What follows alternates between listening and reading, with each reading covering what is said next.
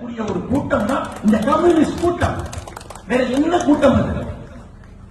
நான் கேட்கிறேன், நீ யோக்கியமான கம்யூனிஸ்டா இருந்தா இந்த திமுகவோட முதல்ல உறவு கொள்ளுவியா? என்னடா நைட்டு ஃபுல்லா திருடனோட தூங்கிட்டு நாளைக்கு மறுநாள் காலையில நான் தான் யோக்கியன்னு சொல்றேன்.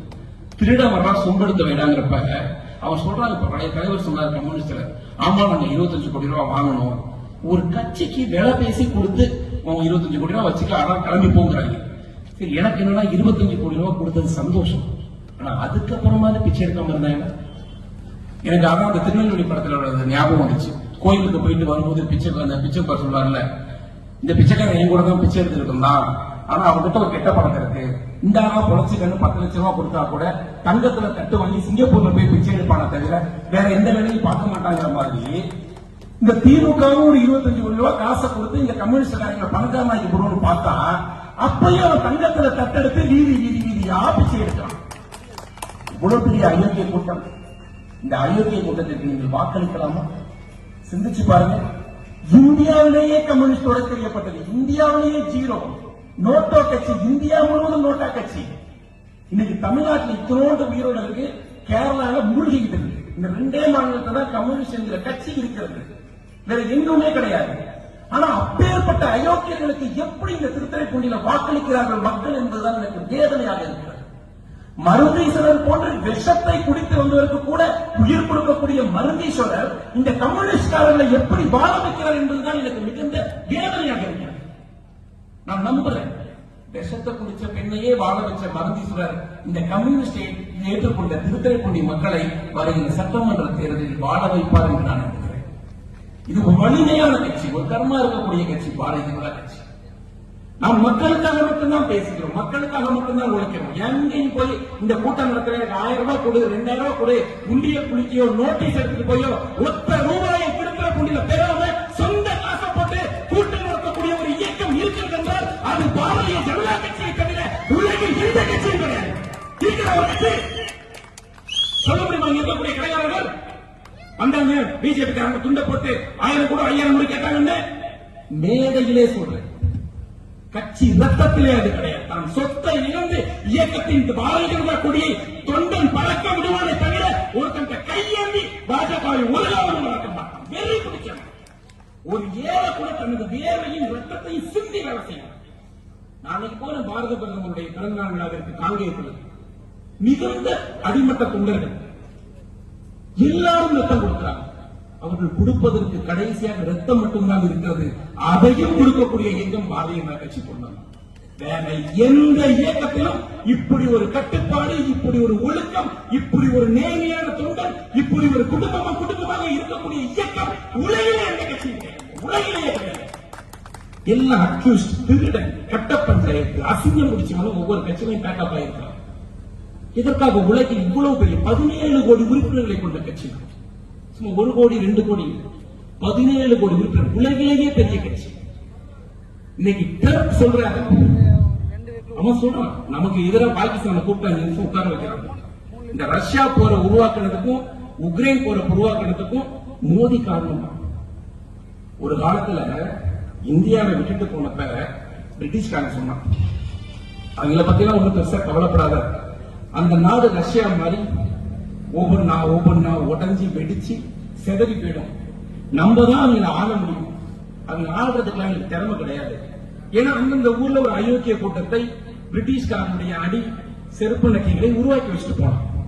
இப்ப தமிழ்நாட்டை ஈவேரா, காங்கிரஸ், இதெல்லாம் எப்படின்னா பிரிட்டிஷ்காரன் கடைசியா போகும்போது விட்டுட்டு போன பிராண்ட், அதை நம்ம சும்மா விட்டுட்டு போனோம். உள்ள போகும்போது இந்த கோல்கேட், க்ளோஸ் அப், பெப்சோடன்ட், இந்த ஹிந்துஸ்தான் லீவர் அப்படின்னு ஒரு கம்பெனி தெரியுமா? அது ஹிந்துஸ்தான்ங்கிறது பேர் மட்டும்தான். ஆனா அந்த கம்பெனி ஓனர் பிரிட்டிஷ்காரங்க இருப்பான், அதுல இருக்க ஷேர் ஹோல்டர் காங்கிரஸ்காரங்க இருப்பான். அவன் என்ன பண்ணா, இந்த நாட்டை மட்டும் விட்டுட்டு போயிட்டு இந்த நாட்டில் இருக்கக்கூடிய ஒவ்வொரு இந்தியன்கிட்டையும் டெய்லி ஒரு 10 ரூபாய் சம்பாதிச்சிருக்கான். இதைத்தான் பிரிட்டிஷ்காரன் காங்கிரஸ் டைம்ல பண்ணிட்டு இருந்தான். ஆனால் நம் தலைவர் சிந்திச்சார், சரி நீ அந்த வழிக்கு போறியா, சுயசார்பு இந்தியா என்கிற திட்டத்தை உலகில் முதலில் கொண்டு வந்தவர் பாரத பிரதமர் நரேந்திர மோடி. இன்னைக்கு ஒரு பேஸ்ட் வாங்கினாலும் சரி, இந்தியாவிலேயே மிகச்சிறந்த கார் வாங்கினாலும் சரி, இந்தியாவிலேயே உற்பத்தி செய், இந்தியாவிலேயே விற்பனை செய், இந்திய பொருட்களையே வாங்குங்கன்னு பிரச்சாரத்தின் ஐக்கானா நான் இருக்கிறேன்.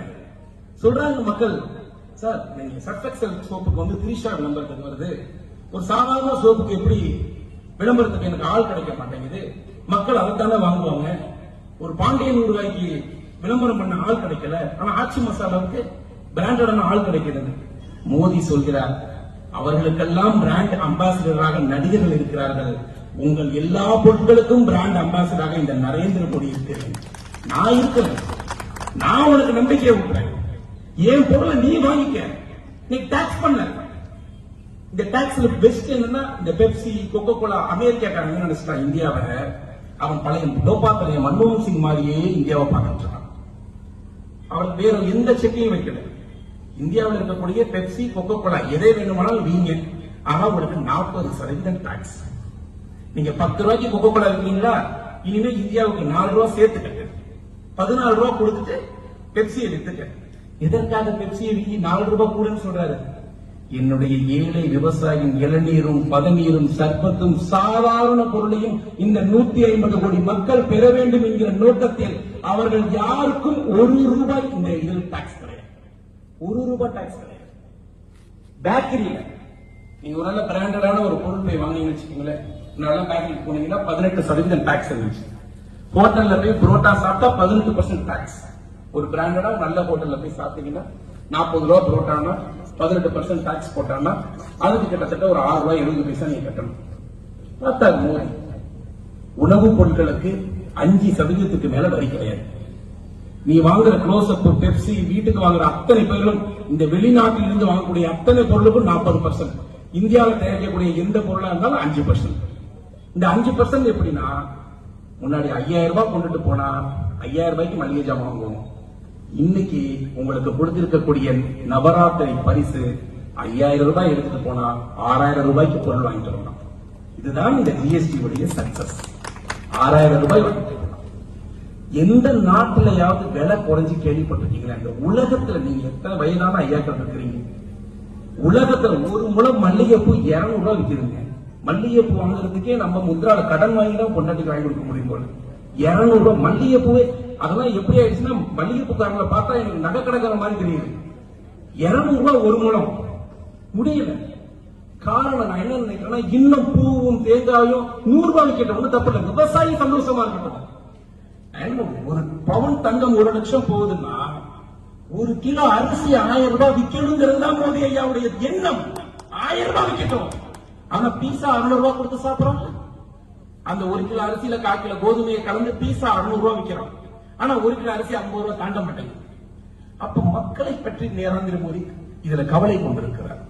இந்த சீர்திருத்தங்களை ஒவ்வொரு விஷயமா சீர்திருத்தம் செய்திருக்கிறார். அடிப்படையான விஷயம். அப்புறம் கார் வாங்குற கனவு. நம்ம எல்லாம் பைக் முதல்ல எப்ப பார்த்தோம்னா, நம்மளுடைய மகளுக்கோ மகனுக்கோ கல்யாணத்துக்கோ ஒரு பைக் எடுத்து கொடுப்போம்.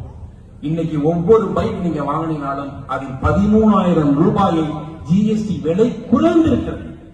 நீங்க ஒரு ஆல்டோ கார், சின்ன கார் வாங்க போனீங்கன்னா 1 லட்சம் ரூபாய் விலை குறைஞ்சிருக்கு. ஆனா நீங்க விஜய் மாதிரி BMW வாங்க போனீங்கன்னா 40 லட்சம் ரூபாய் விலை ஏறி இருக்கு.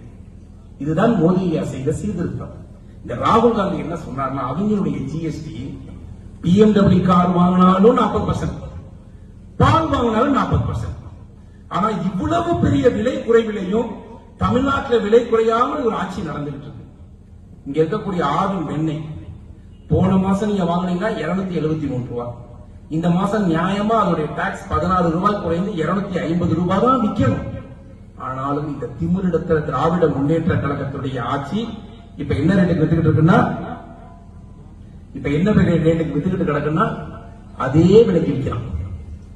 இதெல்லாம் நம்ம போராட்டம் பண்ணணும், மக்கள் சண்டையிடணும். இன்னைக்கும் வெண்ணெய் விலையும் நெய் விலையும் பால் விலையும் குறைக்கணும். டாக்ஸே நம்ம போடல. வீதி வீதியா பேசுறாரு விஜய். இன்னைக்கு கரூர்ல 4 பேர் உயிரிழந்திருக்காங்க அவருடைய கூட்டத்துல. யாரு பிள்ளை? உன் பிள்ளை வந்து நினைச்ச அந்த கூட்டத்துல ஜோசப் விஜயோட பையன் எல்லாம் வெளிநாட்டுல படிக்கிறான். இந்த சினிமாக்காரங்க பிள்ளை எல்லாம் வெளிநாட்டுல படிக்கிறான். கூலி தொழிலாளி மாடசாமி பிள்ளையும் குப்புசாமி பிள்ளையும் வேடிக்கை பார்க்க போனதுக்கு இன்னைக்கு 4 பேர் உயிரிழப்பிற்கு காரணமா இருக்கக்கூடிய நடிகர் விஜய் என்ன பதில் சொல்ல போறாங்க தாய் குடும்பத்துக்கு? சொன்னீங்க நீட் பரீட்சையில இறந்து போன அனிதாவுக்கும் நரேந்திர மோடி தான் காரணம் சொன்னீங்க. சாவிட்டுக்கு நைட்டு 12 மணிக்கு போயிட்டு அனிதா இறந்து போனதற்கு காரணம் நரேந்திர மோடி தான் சொன்னீங்க. இன்னைக்கு உன்னுடைய கூட்டத்துல 4 பேர் செத்து போயிருக்காங்க. நான் என்ன சொல்றேன், மனுநீதி சேரனை போல அதே மாட்டு வண்டியின் சக்கரத்தில் உன் மகனை மிதிவர நீ செய்வாயா?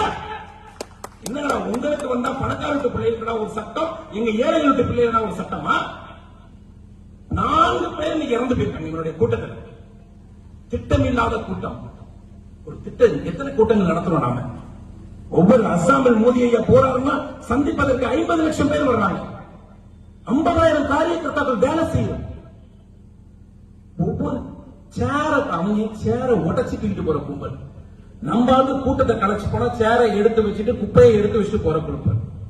அவங்க பொதுக்கூட்டம் போட்டா டாஸ்மாக் நிரம்புது. நாம பொதுக்கூட்டம் போட்டா கோயில தான் போய் கூட்டம் ஏறும். நேரா வருவாங்க, கோயில சாமி கும்பிடுவாங்க, கூட்டம் முடிச்சுட்டு போவாங்க.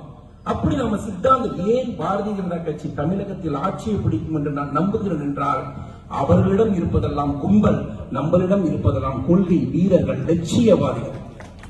ஒரு ஊர்ல ரொம்ப நல்லவங்க தேவையில்லை. திருத்துறைப்பூண்டிக்கு இவ்வளவு நல்லவங்க இருந்தா போதும். இந்த அயோக்கிய கம்யூனிஸ்ட் அழிக்க இத்தனை நல்லவங்க இருந்தா போதாதா? இந்த திமுகவை தமிழ்நாட்டிலிருந்து அகற்றுவதற்கு இவ்வளவு நல்லவங்க இருந்தா போதாதா? எந்த எதிர்பார்ப்பும் இல்லாமல் நாளைக்கு நம்ம ஆட்சியை பிடிப்போம் பிடிக்க மாட்டோம் அதெல்லாம் பத்தி கவலை இல்ல. பாரத் மாதாக்கு ஜெயனா வந்து உட்காரணும் அப்படிங்கிற சிந்தனையோட இருக்கிறோமே நாம இருக்கிறோம்ல. இந்த கூட்டம் விஜய் கிட்ட இருக்குமா? இன்னைக்கு 4 பேர் உயிரிழப்புக்கு உன்னால பதில் சொல்ல முடியுமா? ஒரு கூட்டம் நடத்துவது என்றால் ஒழுக்கத்தை முதல்ல விஜய் என்ன பண்ணணும்னா, தன்னுடைய கட்சிக்காரனை RSSல கொண்டு போய் 7 நாள் கேம்ப் முடிச்சுட்டு கட்சி ஆரம்பினா தமிழ்நாட்டினாய. அப்பதான் கூட்டம்னா என்னன்னு தெரியும். மரத்துக்கு மரம் தாவ மாட்டான், வேலைக்கு வெளியே ஏற மாட்டான், சாராய கடை உடைக்க மாட்டான், சேர இவங்க ரவுண்டு வர்றதுக்கே ஊரை காப்பாற்ற வேண்டியதா இருக்கு, ஸ்பீக்கரை காப்பாற்ற வேண்டியதா இருக்கு, ஸ்டேஜை காப்பாற்ற வேண்டியதா இருக்கு, நாற்காலியை காப்பாற்ற வேண்டியதா இருக்கு. உங்ககிட்ட நாற்காலியை கொடுத்துட்டா, இந்த தமிழ்நாட்டை இந்த குரங்குகள் கையில கொடுத்துட்டா யாருங்க காப்பாத்துறது? என்ன பண்ணுவாங்க தமிழ்நாடு? சிந்திச்சு பாருங்க, சிந்திக்க முடியாது. ஏற்கனவே ஒட்டுமொத்தமா அழிச்சு கோபால குடும்பம் தயாராயிட்டான் நாட்டை விட்டு வெளியேற்றுவதற்கு. நான் ஒன்னே உறுதியா சொல்றேங்க, இந்த திமுக குடும்பம் ராஜபக்சே குடும்பம் போல இந்த நாட்டை விட்டு அடித்து விரட்டப்படக்கூடிய காலம் வெகு தூரத்தில் இருக்கு. அந்த அயோக்கிய ராஸ்கல்கள் இந்த தேசத்தை விட்டு வெளியேறுவாங்க. ஆட்சி உச்சத்தில் இருக்கிறாங்க. இதை விட உச்சத்தில் இருந்தால் கெஜ்ரிவால், இதை விட உச்சத்தில் இருந்தால் லல்லு பிரசாத் யாதவ், இதை விட உச்சத்தில் இருந்தது காங்கிரஸ் குடும்பம். காங்கிரஸ் குடும்பத்துக்கு கிடைச்ச மிகப்பெரிய கிஃப்ட் என்னன்னா, ராகுல் காந்தி மாதிரி ஒரு பைத்தியக்காரன் நேருவுக்கு பேரனா பிறந்தா பாருங்க.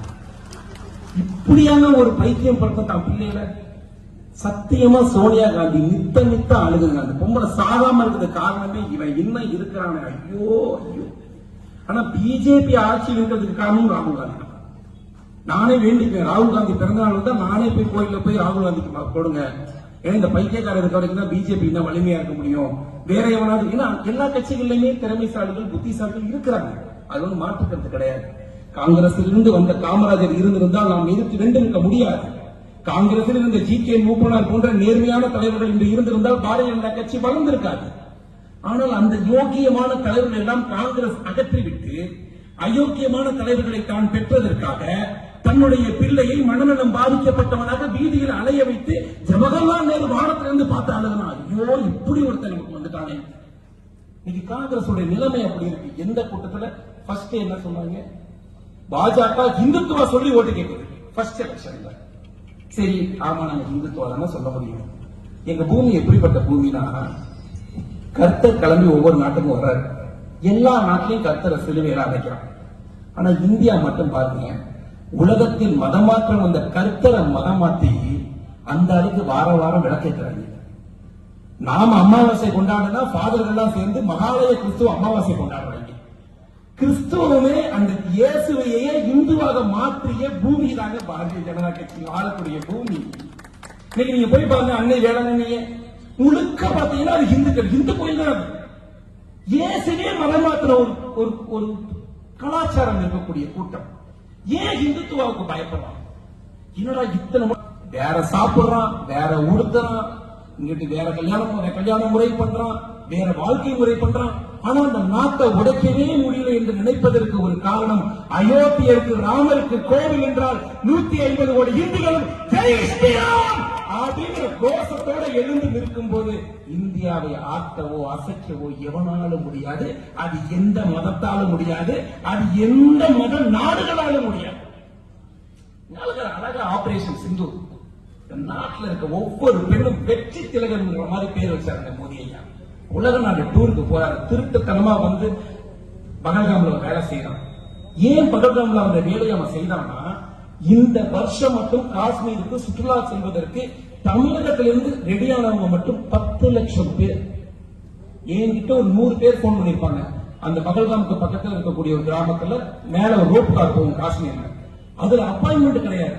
இந்த வருஷம் முடியாது. ஒரு வருஷத்துக்கு ஃபுல் பாக்குறாங்க. உலகத்தில் இருக்க சுவிட்சர்லாந்து, ஜெர்மனி போன்ற நாடுகள்லாம் ஏன்னா காஷ்மீர்ல தீவிரவாதத்தை குறைச்சி வச்சு ஒரு வருஷத்துக்கு 1 கோடி பேர் அந்த ஊர்ல போய் சுற்றுலா தலங்கள்ல போய் ஆளுக்கு 1000 ரூபாய் செலவு பண்ணிட்டு வந்தா அந்த மாநிலத்தின் வளர்ச்சி எப்படி இருக்கும் சிந்திச்சு பாருங்க.